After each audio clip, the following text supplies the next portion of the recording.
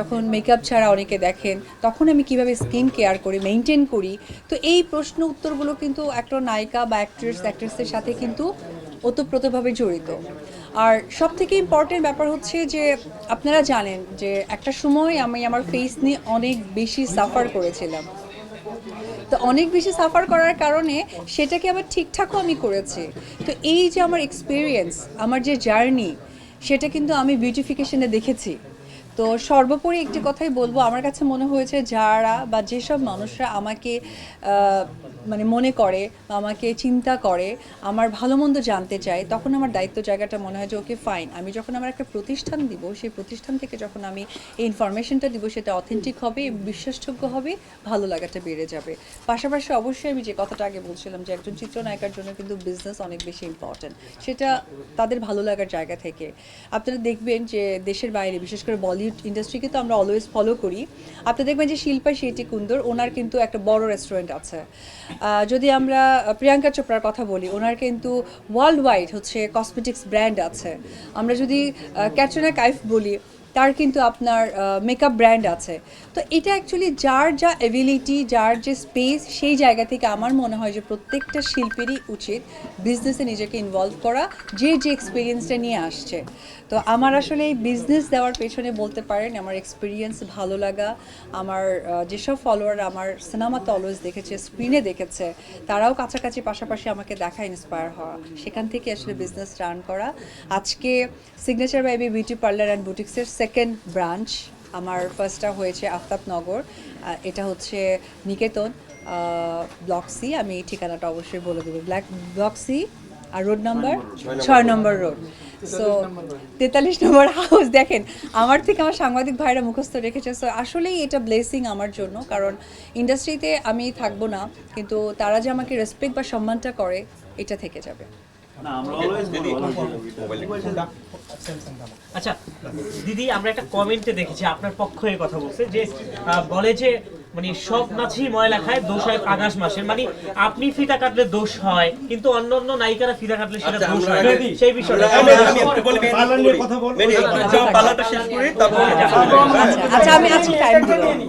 আমি যেটা বললাম দিদি, সেটা পক্ষই আপনার কথা বলছে যে সব মাছই ময়লা খায় কিন্তু দোষ হয় হচ্ছে গিয়ে পাঙাশ মাছের, মানে আপনি হচ্ছেন গিয়ে ফিতা কাটেন, সবাই তো ফিতা কাটে কিন্তু দোষটা উপবিশ্বাসের কেন?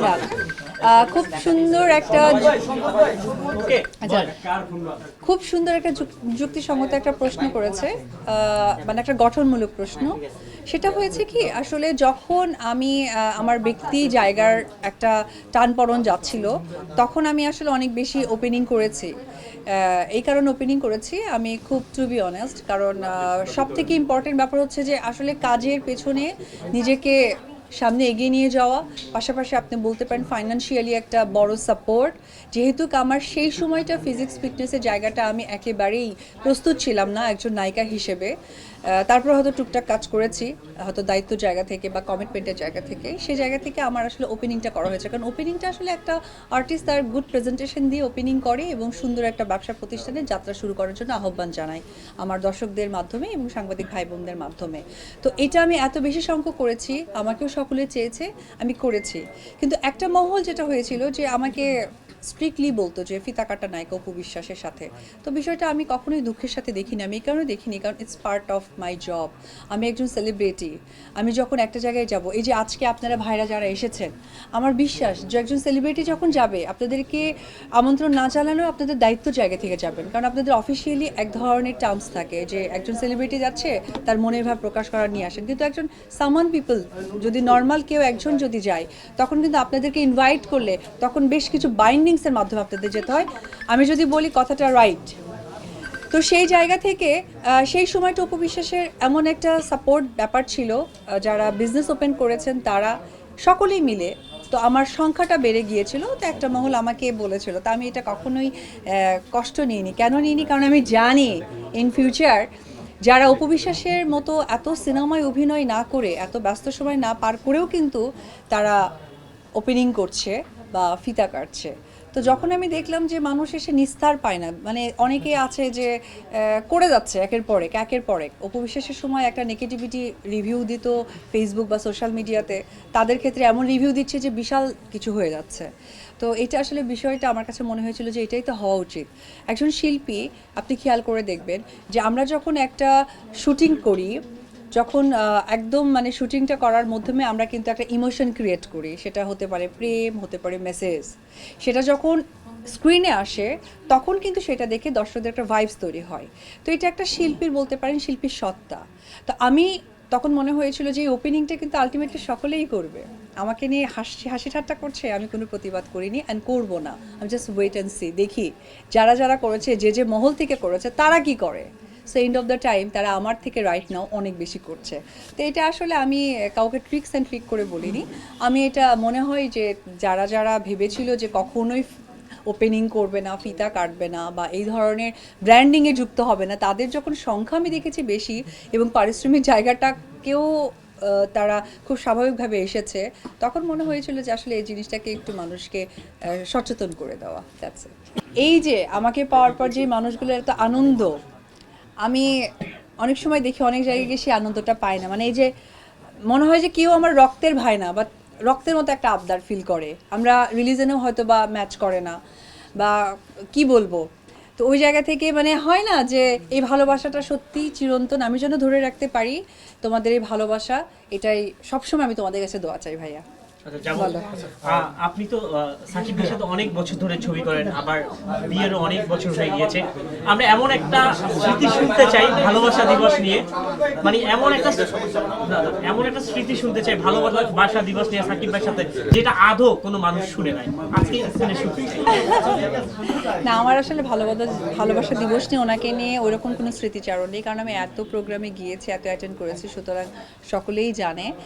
ওই রকম আমার আসলে স্পেশাল কোনো মেমোরিজ নেই। আমার একটাই কথা, আমি সিনেমা করেছি, সিনেমার দিনেই আসলে ভালোবাসা দিবস ওখানে সকালে স্টার্ট হয়েছে। ডিরেক্টর যখন ক্যামেরা অ্যাকশন বলেছে তখনই হয়তো বা যে ডায়লগস ছিল ওটাই। ভালোবাসা দিবস প্রসঙ্গে আমি একটু জানতে চাই, কোনো সারপ্রাইজে ঘটেছে কিনা, যেটি আপনি হঠাৎ করে পেয়ে তখন আপনার মনে পড়েছে যে আজকে তো 14ই ফেব্রুয়ারি, এরকম কোনো ঘটনা আসলে ঘটেছে কিনা? না, ওইরকম কখনোই ঘটেনি, কারণ আমি যেদিন থেকে ইন্ডাস্ট্রিতে এসেছি সেদিন আসলে এই প্রত্যেকটা ডেটগুলো আসলে খুব কাউন্টিং থাকে। ঈদ, পূজা, ভালোবাসা দিবস, পহেলা বৈশাখ, কারণ সেই সময়গুলোতে আসলে আমার কাজের রিলিজ হতো এবং কাজের জন্য খুব তোড়জোড় থাকতো। ওই রকম কখনো হয়ে ওঠে। দিদি, একটা কোয়েশ্চন, এখন নির্বাচনে আমেজ চলতেছে, সেক্ষেত্রে আপনি কোথাকার ভোটার একটু বলবেন, আমেজটা নির্বাচনে আপনি কিভাবে অনুভব করতেছেন একটু জানতে চাই। আমি যেহেতু শিল্পী, আমি আমার কাজ নিয়ে ব্যস্ততা আছে, অবশ্যই এটা আমেজ ফিল করছি। আর আমি হচ্ছে ঢাকার। কত নম্বর আসনে এটা? ওটা মনে নাই, ওটা জানি না, ওটা যখন দিদি, নির্বাচন দেয়। প্রসঙ্গ যেহেতু আসলো, নির্বাচনের জয় পরাজয় অবশ্যই হবে, একদল জিতবে একদল পরাজয় হবে। জয়ী সরকারের কাছে আপনার কি চাওয়ার আছে, বা আপনি পরবর্তী বাংলাদেশকে কিভাবে দেখতে চাচ্ছেন? আমি একটি কথাই বলতে চাই যে আমাদের দেশ উন্নয়নের পথে এগিয়ে যাচ্ছে, উন্নয়ন হচ্ছে। সো যে সরকারই আসুক সেই সরকারের কাছে আমার শুভকামনা থাকবে, এবং আমার একটি বার্তাই থাকবে, যেহেতু আমি চলচ্চিত্রের মানুষ, এই সেক্টরটা যেন কোনোভাবে বন্ধ না হয়ে যায় এবং এটার প্রতি যেন সেই সহানুভূতিটা থাকে। আর পাশাপাশি অনেক সময় আমরা শিল্পীরা অনেক বেশি অতি উৎসাহী, অতি আগ্রহে অনেক কিছু করে ফেলেছি, সেটার অনেক সময় হয় না ওই যে ফিতা কাটার মতো অবস্থা হয়েছে, যে সবাই ফিতা কাটে কিন্তু অপু বিশ্বাসই হচ্ছে ফিতা কাটা নায়িকা। তো এরকম অনেক বিপদের মুখে বা অনেক ঝামেলা হয়তো বা হতে হয়েছে। তো সেই জায়গা থেকে বলবো যে আমি পার্সোনালি অপু বিশ্বাস, আমি যেমন শিল্পী সত্তাটাকে ধরেই আসলে মুভমেন্ট করা। সো ওই জায়গা থেকে আমি বলবো যে সরকারি আসুক, শুভেচ্ছা অগ্রিম। এবং আমার ফ্যাশন তো আসলে ট্রেন্ডিং ব্যাপার, যখন যে ট্রেন্ডিংটা আসে তখন আসলে সেটা ফলো করে যাওয়াটাই উচিত। আর আমি যেহেতু একজন চলচ্চিত্রের মানুষ, তো এটা আমার পার্ট অফ জব বলতে পারেন। তো সেই জায়গা থেকে আমি চিন্তা করি যে আমি যেখানে যাচ্ছি বা যে জায়গায় আমি একজন গেস্টে উপস্থিত হব, সেই পারিপার্শ্বিক চিন্তা করে আসলে সেই গেট আপটা নেওয়া হয়। আচ্ছা, আর একটা প্রশ্ন, যে সম্প্রতি জাতীয় চলচ্চিত্র পুরস্কার ঘোষণা করা হয়েছে, যেখানে প্রিয়তমা সিনেমার জন্য শ্রেষ্ঠ অভিনেতা হিসেবে শাকিব খানের নাম থাকাও ছিল, তালিকায় ছিল, কিন্তু সেটি পাননি। এই নিয়ে সাকিবিয়ানদের মধ্যে একটা ক্ষোভ আছে যে উনি খুব ভালো অভিনয় করেছেন। দর্শক হিসেবে আপনার কি মূল্যায়ন, যে এটা কি আসলে তাকে বঞ্চিত করা হয়েছে কিনা জাতীয় চলচ্চিত্র? আসলে এটা অভিজ্ঞ মানুষরা এটা জাজমেন্ট করেছে, এখানে আমার বলার কিছু নেই। আর সাকিবিয়ানরা তো অবশ্যই সাকিবকে সাপোর্ট করবেই, তো সুতরাং এই জাজমেন্টের আসলে অ্যান্সার দেওয়ার মতো আমার কোনো ভাষা নেই। কারণ প্রিয়তমা দেখে দর্শক হিসেবে আপনি কি বলছেন? না, প্রিয়তমা দেখে না, আনডাউটলি সে একজন মেগা স্টার, সো তার অভিনয় নিয়ে আমার কোনো ওইরকম ব্যাখ্যা দেওয়ার নেই। এটা আসলে ভালো লাগা থেকে মানুষের প্রশ্ন। যেমন আমি শাহরুখ খানকে পছন্দ করি, হয়তো বা সালমান খানকে সেই সমপরিমাণ করা হয় না, আবার সালমান খানের অনেক ডাইহার্ট ফ্যান যে শাহরুখ খানকেই সমপরিমাণ পছন্দ করে। এটা আসলে depend on person to person. Okay, last question. এখন যেটা হলো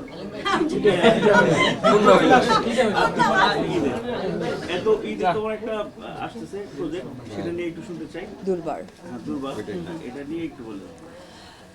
ঈদের জন্য আসলে দুর্বার প্রস্তুত করা হচ্ছে। আমি জানি না আসলে এটা যেহেতু প্রোডাকশন হাউসের একটা পার্ট, আমার পার্ট না, আমার পার্ট হচ্ছে শিডিউল দেওয়া, সো আমারটা দেওয়া আছে। সো ওই জায়গা থেকে টাইমলি যদি তারা শেষ করতে পারে ঈদে আসবে, আর যদি টাইমলি আবার শেষ না হয়, কাজের জায়গাটা এখনো বাকি থেকে যায়, তাহলে হয়তো বা দুর্বারের আই ডোন্ট নো, বাট আমি মানে মন থেকে মানে প্রে করি যে দুর্বার অনেক দিন পর, কয়েক বছর পর ঈদে আসলে আমার একটা সিনেমা আসছে। সো ওই জায়গা থেকে আমি চাইবো যে আমার শুভাকাঙ্ক্ষীরা যেন অনেক বেশি দোয়া করে। ধন্যবাদ। Thank you. শেষ কোশ্চেন।